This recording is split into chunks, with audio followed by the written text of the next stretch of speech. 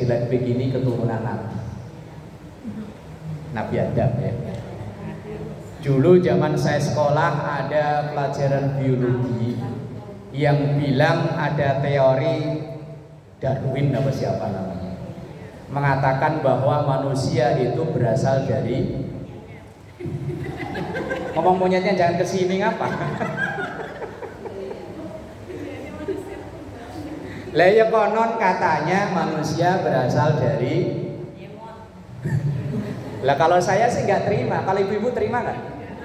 Enggak lah ya, biar jelek-jelek begini ya keturunan Nabi Adam.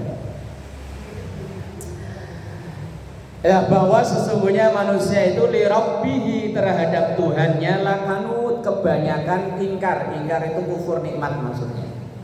Dikasih panasnya, dikasih hujan mulu, terus maunya apa ya?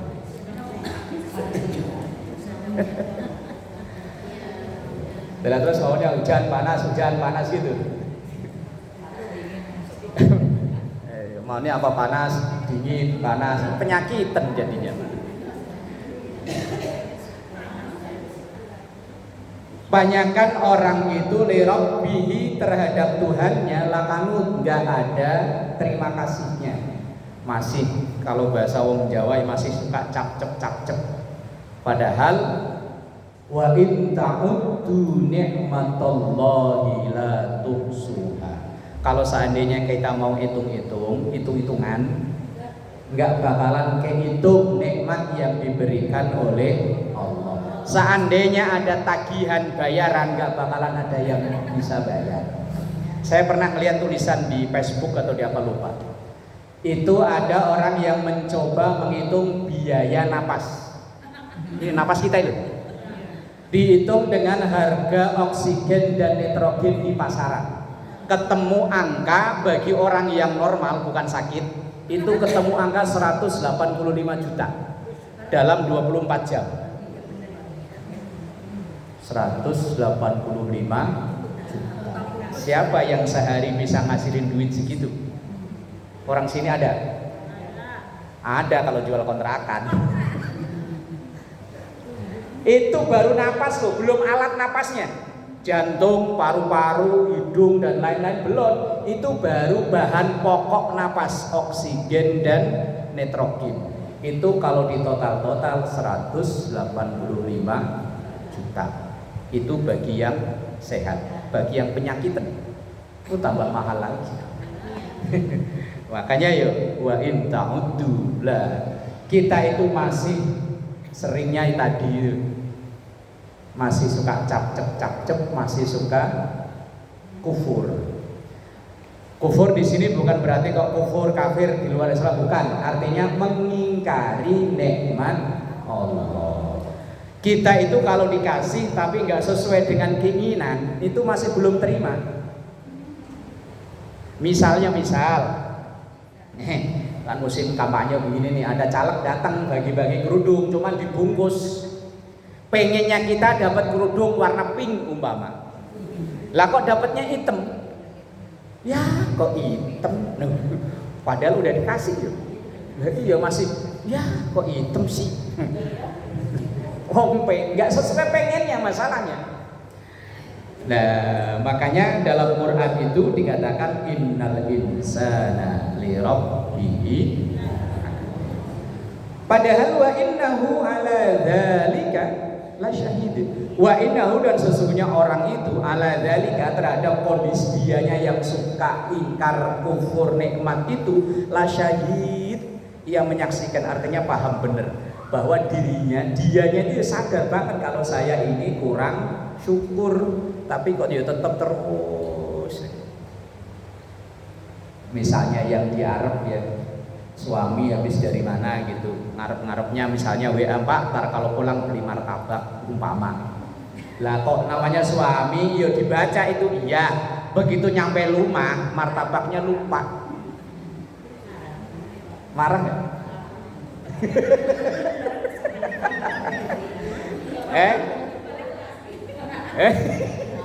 Ya umpama Pak pesen nanti pulang beli martabak, kalau enggak beli lauk, anak-anak belum makan.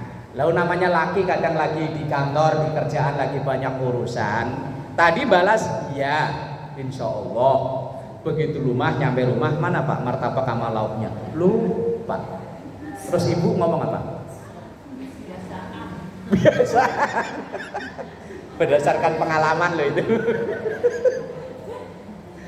Ya, iya. Padahal seandainya dibalik, yang nyampe rumah itu cuma martabak sama lauknya, bapaknya nggak nyampe rumah gimana? Ya iya kan. Lihat seandainya ada yang nganterin, Bu, ini tadi katanya ibu pesan martabak sama lauk buat anak-anak, tapi mohon maaf, bapaknya nggak bisa pulang. Memang kenapa bapaknya? Tadi ada kontainer lewat, tahu kecium apa-apa.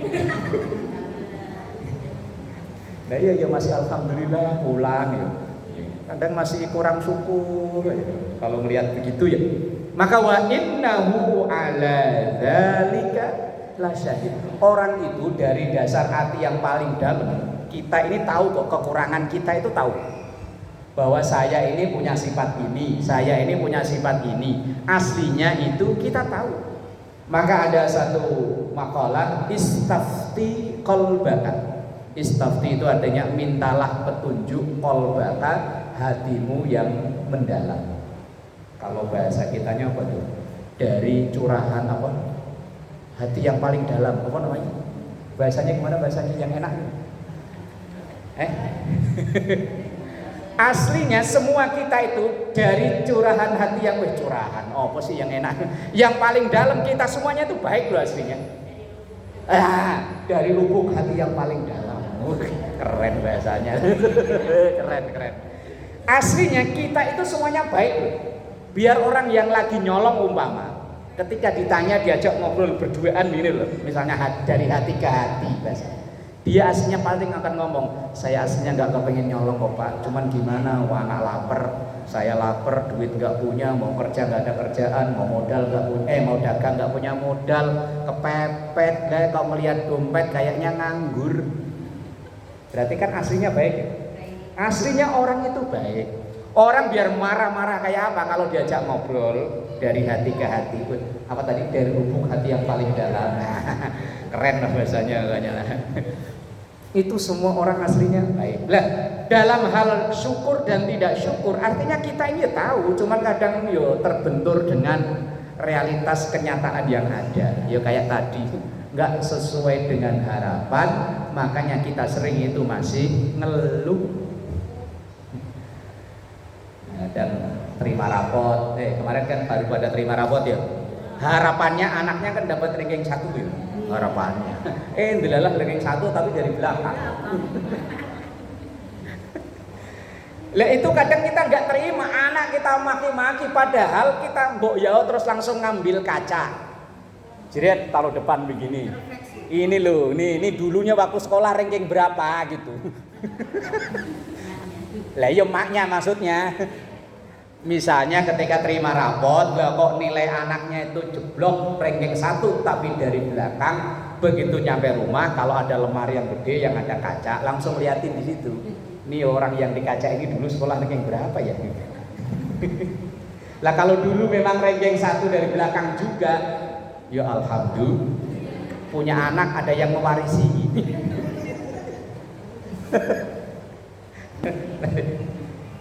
Saya pernah itu dicurhati, ada bapak-bapak curhat. Ustaz, anak saya itu udah saya suruh les ini. Pokoknya semua pelajaran yang sekolah saya les. Tapi asal saya bagi rapot itu deg-degan. Deg-degannya kenapa? Setiap tahun nggak ada perubahan, selalu kayak gitu. Langsung saya gituin. Kamu di rumah punya kaca nggak?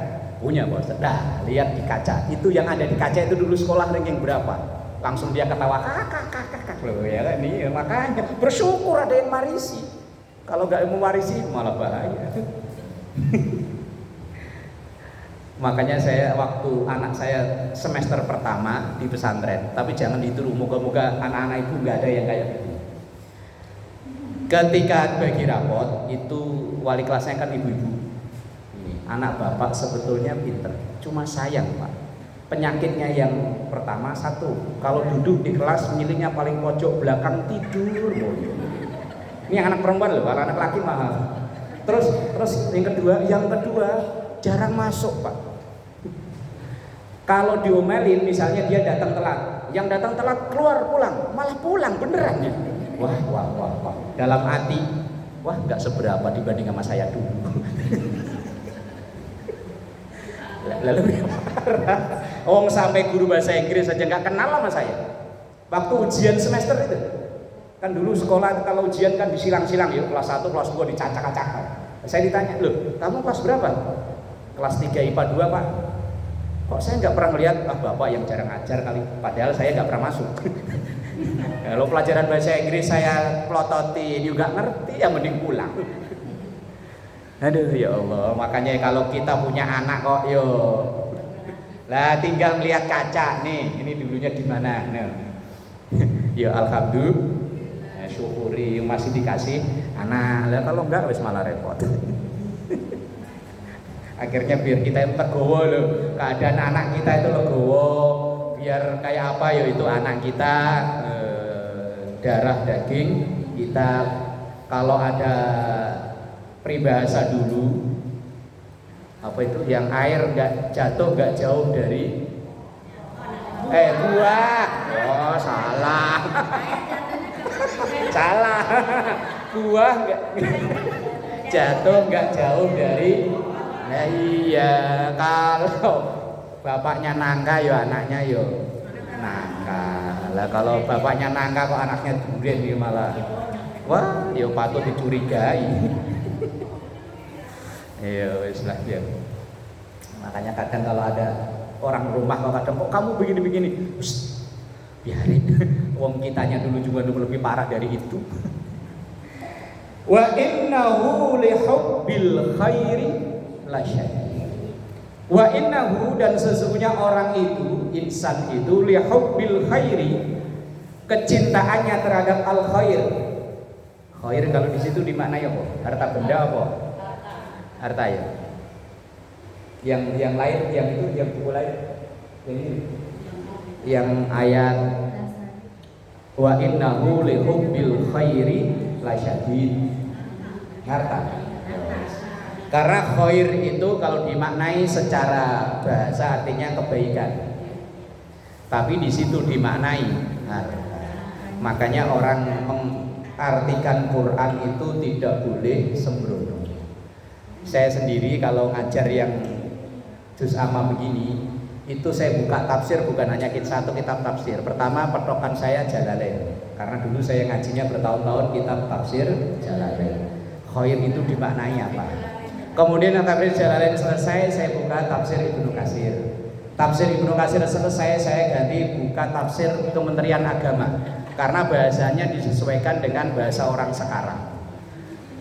Karena ketika orang yang menfassarul Quran, orang yang menafsirkan Quran dengan otaknya sendiri, dengan ininya di otak-atik sendiri, ya siap-siap fal yatabawwa maq'adahu minan. Siap-siap akan dapat tiket satu di neraka. Di YouTube itu ada, ya Allah, mungkin udah pernah saya sampaikan ke ibu, mungkin ibu kelihatan. Ada seorang penceramah, kalau dia ceramah nggak pernah pakai peci, pakai jas rapi, pakai kacamata, orangnya putih, logatnya logat Sunda. Pernah menerjemahkan Al-Qari'ah yang artinya kiamat itu, dia diartikan pembaca. Kalau pakai hamzah memang pembaca, tapi kalau pakai ain artinya kiamat. Kan di surat sebelumnya sudah kita pelajari. Itu ya gara-gara gitu. Kalau seandainya saya nggak lihat tafsir al-khair itu saya maknai kebaikan, tapi ternyata di tafsirnya dimaknai harta. Wa innahu li hubbil khairi lasyadid, bahwa sesungguhnya manusia terhadap kecintaannya terhadap harta itu lasyadid banget. Emang iya nggak ya? Justru malah kalau kayak yang hadir di sini ini khususnya, kalau udah nggak demen sama duit, harus diperiksa ke dokter yang spesialis. Lah bener, umpama yang ada di sini loh khususnya, kalau udah nggak demen sama duit, itu kalau dibawa ke BPP nggak ngaruh. Bawa ke koja nggak ngaruh, bawanya harus ke Grogol. Ya iya, ke psikiater. Ini ada yang gejlek, jangan-jangan otaknya ini. Loh, semua kayak, jangankan kita yang dewasa, bocah loh, bocah umur 3 tahun lah. Mak minta duit, coba kasih 2.000 lecek. Nggak mau. Ah, segini dapat apaan gua? Kasih goceng, diterima, cuman mukanya masih belum seger. Coba kasih 20. Demen. Itu bocah yang 3 tahun, apa ini bocah yang umur 30 tahun ya. Iya, bocah umur 30, bocah umur 40, bocah umur 50, wah wes. Saking demennya sama duit itu diumpetin di mana aja tahu. Iya. Itu namanya duit sial. Udah diumpetin di mana aja masih ketahuan. Lo diumpetin di sini aja tahu nih. Biasanya nyelipin 2 atau 3, lo besoknya mau peci mau dipakai kok tinggal 1. Yo pelakunya sih saya udah tahu pelakunya. Yo kadang itu saya habis ngajar kalau yang pas bawa kitab itu kan kadang mohon maaf ya transport yang ini kan saya masukin ke kitab. Lo itu ya hafal. Kalau Senin kitabnya kitab ini, Selasa kitab ini, Rebo kitab ini. Lah iya Polda, polisi dapur. Bener gak ya wa innahu li hubbil khairi lasyadid. Qur'annya yang bilang masalahnya kalau manusia itu sama duit ya demen banget. Lo kadang ya apa-apa itu ukurannya duit ya.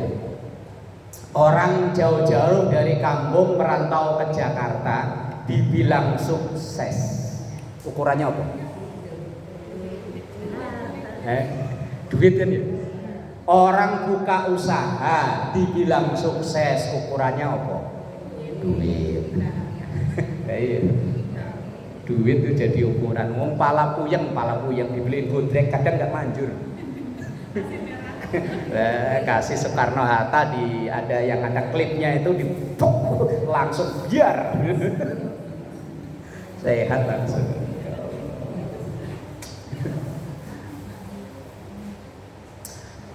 Afala ya'lamu idza bu'thira ma fil qubur. Afala apakah tidak ya'lamu orang itu tahu. Idza bu'thira ketika dibongkar atau dikeluarkan ma fil qubur apa yang ada di dalam kubur. Maksudnya sebanyak apapun atau secinta apapun kita dengan duit kita, dengan harta kita, kalau kita udah dibawa ke kuburan sono, paling yang kepake nggak lebih dari 2 juta. Kain kafan 600.000 ya. 700. Oh naik 100 ya. Naik 100. Nggak sampai 2 juta. Buat beli kembang dan lain-lain ya. Biar mobil bagus kayak apa yang dipakai paling APV. Ambulan Nurul Jannah apa APV ya? Iya kan itu bagus udah itu. Biar dia punya Alphard, apalagi yang punyanya cuma Alphateka. Ya Allah. Lupa kalau seakan-akan duit itu kayaknya ya yahsabu annama lahu. Kan udah kan? Ayat apa itu? Surat apa itu? Ayo. Yahsabu annama lahu akhlada. Al-Bayyinah. Ayo apalagi nebak boleh aja kok. Yang sebelumnya wailul likulli al-humazah yahsabu annama lahu. Orang ngira kalau duitnya itu bakal mengekalkannya. Oh dia ngira kalau banyak duit bisa bikin panjang umur. Ngiranya. Kadang malah yang banyak duit itu cepat mati ya. Mending yang enggak begitu banyak ya awet sengsara. Afala ya'lamu idza bu'thira yu'thira ma fil kubur. Apakah orang-orang itu enggak nyadari bahwa semua itu apa nanti yang dikeluarkan dari kubur? Lah kalau sebelum dikeluarkan kan dimasukin dulu. Bahwa setiap masuk situ ya modalnya paling tadi 2 juta ya. Apalagi kalau yang enggak punya ditanggung sama, kalau orang perumahan saya namanya rumah, kalau di sini apa namanya? Sama ya, rumah ya. Tiap bulan bayar 65.000, udah bayar security, bayar sampah, bayar tanggungan kematian. Ya Allah, biar duit banyak begitu mati geledak tinggal.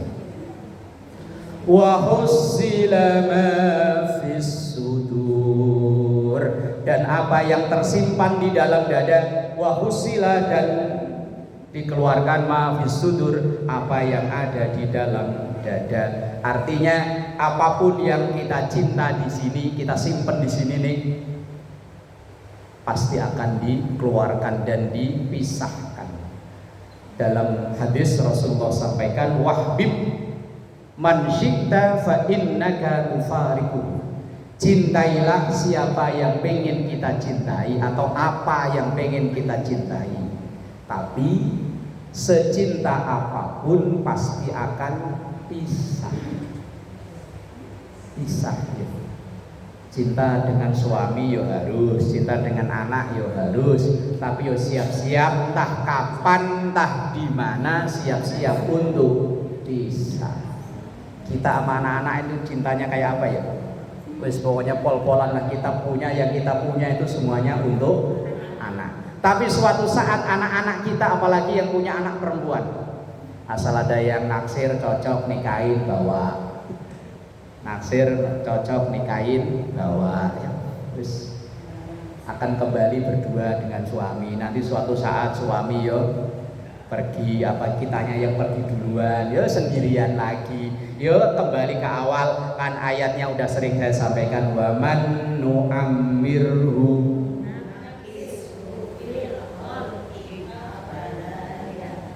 Ayat berapa yo? Wes pokoknya Yasin lah ya. Tadi kan dibaca tadi, bukannya ditandain. Ya Allah. Wa hussila ma bis sudur, bahwa setiap yang ada di dalam dada ini pasti akan dikeluarkan. Unek-unek apa yang semuanya akan dikeluarkan. Cinta yang mendalam dalam dada juga akan dikeluarkan.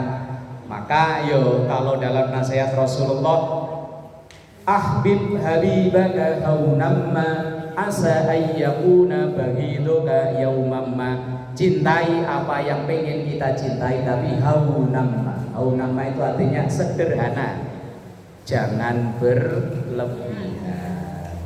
Kalau lagunya Rhoma Irama gimana? Saya mau nyanyi nggak enak, ada vokalis marah nggak ada ya? Enggak enak, ntar takutnya ada yang nyawer. Kalau cinta ya sederhana saja, jangan berlebihan. Karena kalau orang cinta berlebihan, nanti suatu saat ada masalah, bencinya akan berlebihan pula.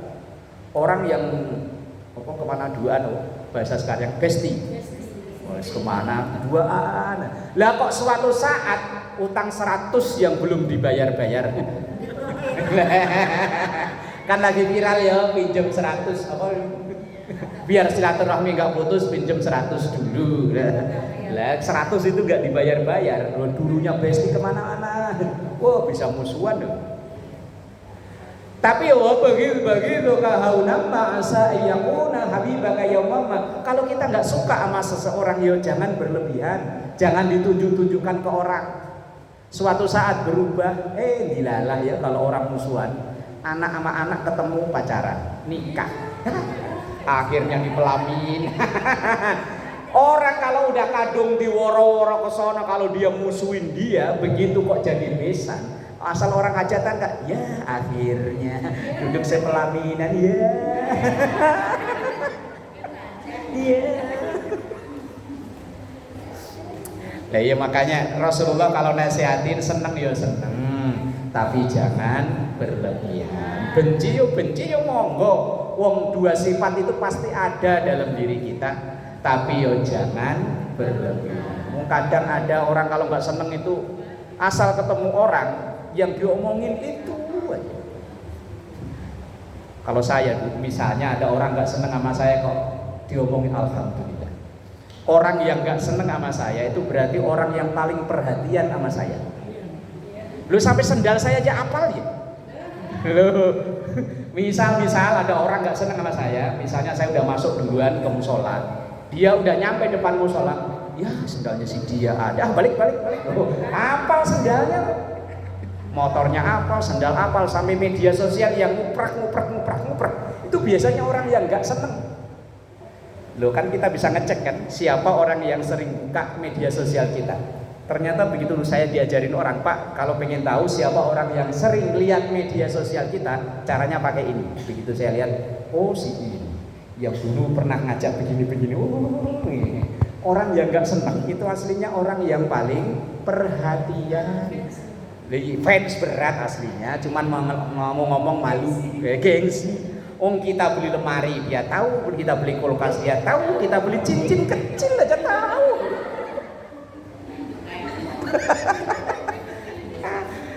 Walaupun dia mulutnya sambil monyong-monyong kan, Bu tahu nggak?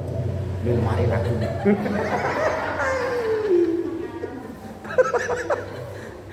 Enggak, biasanya yang suka begini laki apa perempuan sih? Laki juga gak dikit. Ada. Saya kan perhatiin kehidupan orang nih, kadang saya perhatiin perilaku orang. Ini orang kok tiap hari yang diomongin segitu. Ternyata ya tadi ada gara-gara duit 100 yang belum dipulangin. Ayat yang terakhir, inna rabbahum bihim yawma idzil lakhabir. Inna rabbahum, inna sesungguhnya rabbahum Tuhan mereka, bihim terhadap mereka, yauma idzin di satu hari nanti itu lakhabir. Khabir itu tahu tapi dengan sangat detil, itu khabir. Kalau hanya sekedar tahu itu alim, tapi kalau khabir itu tahu tapi secara detil. Ya kayak tadi itulah orang yang musuhin kita itu tahu secara detil. Kalau kadang kan pakai alim ya, innallaha alimun bidzatis sudur. Kalau alim itu maha tahu, tapi kalau khabir itu maha teliti. Bukan hanya tahu tapi sangat paham banget lah. Biar nggak melihat, biar udah lama kalau orang teliti detil itu tahu. Mak saya itu termasuk orang yang paling teliti. Dulu pisang kan di samping rumah itu banyak. Hilang 2 biji saya ambil lagi. Tahu loh mak. Itu asal pagi-pagi sambil tangannya begini. Lalu saya dipanggil, kalau manggil saya kan Ahmad, Mat sini, Mama, hilang 2. Kamu sama adikmu ya? Ya Allah. Itu khabir itu begitu. Kalau hanya sekedar tahu dia kan tahu, oh pisangnya buahnya banyak. Tapi kalau khabir itu teliti. Ini pisang yang ini udah ini. Nah, ibu itu kan terhadap harta benda ibu kan paling detil ya, daripada laki ya. Iya. Daripada laki kan detil ibu kan. Iya, terhadap kepunyaan kita loh, terhadap yang satu rumah tangga lah, yang paling detil tahu siapa? Ibu. Pak laki ditanyain anaknya lahir tanggal berapa aja lupa. Nah ini suami itu ditanyain, Pak anaknya itu anak keberapa? Kadang-kadang lupa anak keberapa ya. Loh kalau itu saya pernah nanya langsung, orang gangannya Pak Karno itu ada orang katanya anaknya 17. Saya tanya, Bang, si dulu kan ada yang ngaji sama saya, kalau si itu anak keberapa? Tahu, lupa saya. Jangankan tanggal lahir, urutannya aja lupa. Coba tanya maknya, mau hafal banget. Yang lahir sesar mana, yang lahir sungsang mana, apa? Lah khabir itu begitu. Kalau alim itu hanya sekedar tahu, tapi kalau khabir itu detil. Lah Allah itu terhadap hamba-hambanya semuanya kita itu mengetahui dengan sangat detil. Terus pokoknya nggak ada yang terlewatkan di ayatnya. Wa ma yalfidhu min qaulin illa ladaihi raqibun atid. Yang terucap, kita lakukan ini semua tercatat oleh dua malaikat Allah, Raqib dan Atid. Wallahu a'lam bishawab.